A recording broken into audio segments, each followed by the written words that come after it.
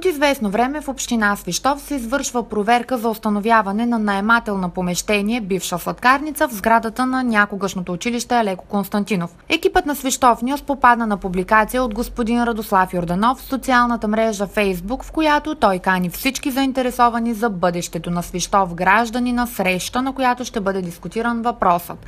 Какво ни предложи общинската управа предпразнично? Доколкото разбрахме, става въпрос за увеличението на такса смет. По-интересното обаче е мястото на срещата.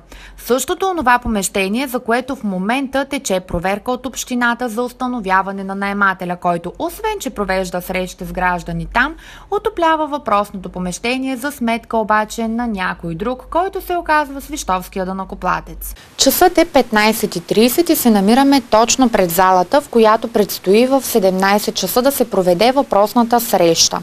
Както виждаме, вратата е заключена, но два от климатиците работят, най-вероятно за да бъде топло по време на срещата. Кой обаче е незаконният наемател и кой заплаща изразходваната електроенергия и наем? Питаме, защото се оказва, че община Свищов никога не е отдавала въпросното помещение под наем на когото и да е. Вече е 17 часа и предстои да се проведе въпросната среща, а ние да разберем кой е наемателят на въпросното помещение, което цял ден бе отоплявано, за да се проведе тази среща на топло. В уречения час пред сградата на бившето училище Алеко Константинов забелязахме присъствието на някои общински съветници от Коалиция за Свищов, заедно с група от около 5-6 граждани.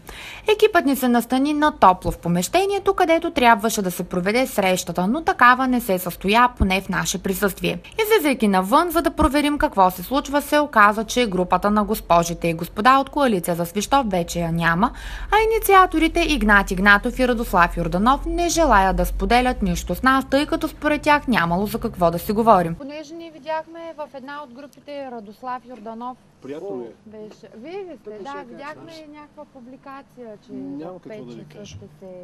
Няма какво да ви кажа. Ама то сега за в момента не могат нищо да кажа, защото то наистина ще изгуби... Ние защото прочетохме, че темата ще бъде да се обсъди данък сгради, такса смет, повишаването и така нататък. Повярвайте ни, нямаме какво да споделим с вас. Защо? За момента. Защото не сте безпристрастна медия. Ама ние всъщност информираме обществеността. Както вие ги информирате в определени свищовски групи, така и ние в нашия. Дайте да не спорим. Не, да, така е. Защото аз приемам и двете тези. Проблемът е, че в... да не се състои срещата. Никой не искаше да лее само заради вас. За да разберем какви са вашите проблеми. И вие не разбрахте нашите проблеми. Това е проблемът, Да, не нали? успяхме да ги разберем, защото Ако уведомете вашите шефове, че сме се покрили и сме ви игнорирали. Напишете го в текст. На въпросът кой е наемателят на помещението, господин Игнатов отговори, че е той, но нямал договор с настоящото управление, а с бившето. Два дни се отоплява тази зала. Лека вечер. Кажете ми, кой плаща тази изразходвана електроенергия? Вие имате договор с община Свищов, тя ви е отдала под наем това помещение. Да, така ли? Свищов. Да, но с предишните, не с тия нямам нищо. Как с предишните? Те не управляват от една година общината. Какво значи управляват? Това не ви разбирам. Някакъв... Не ви разбирам какво значи управляват. Питам някакъв... Общината е сграда. Съгласен ли си с мен? Матиците работят, казаха ни от 2 дни, за да се проведе въпросната. Не, вчера съм ги включил, за да могат, нали, като дойдат хората, да им бъде топло. Да. А моят въпрос е, вашия договор, който имате с общината за наем, вие заплащате ли наем въпросната изразходвана електрическа енергия? Аз ще плащам моята електроенергия. Не Тоест, плащам и вие тяхната. си- Както виждате, сградата е цялата тъмна. Всичко лишено от ток. Да. Нали? Да, т.е. Няма никъде. Нали, общината не плаща нищо. Да, това си е наше такова, не тяхно. На въпросът кой заплаща изразходваната електроенергия не получихме адекватен отговор от Игнатов, затова се насочихме към общинска администрация, за да разберем кой с кого има договор и кой какво плаща. Как стоят нещата с наемните взаимоотношения на господин Игнат Игнатов с помещението, което се намира в сградата на бившето училище Алеко Константинов и по-точно бившата сладкарница? Защото господин Игнатов ни каза, че има договор, който е сключен някога с старото управление, но с вас няма нищо. Има ли наистина такъв договор и някога общината отдавала ли е точно това помещение под наем на когото и да било? Значи, в следствие на една проверка, която бе отредена от община Свищов, по случай постъпило заявление от спортен клуб, за да им съдействаме да им намерим зала, в която могат да тренират. Заявлението постъпи в нашото в декември месец и ние своевременно реагирахме да видим дали имаме такова помещение, с което можем да им осигурим и помогнем.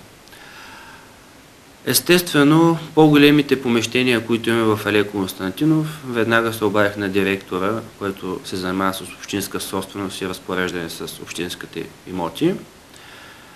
Оказа се, че в Алеко Константинов имаме 3 по-големи зали, които, обаче по-интересното е, че 2 от тях са отдадени с договори, което мен страшно много ме изуми, защото аз знам, че има 3, като едната е доста добре направена, устроена. Виждаме, че вътре има фитнес уреди, климатици. По никакъв начин не сме се усъмнили, че тази зала няма наемни отношения с община Свищов. Тоест говорим за бившата сладкарница. Точно така, бившата сладкарница.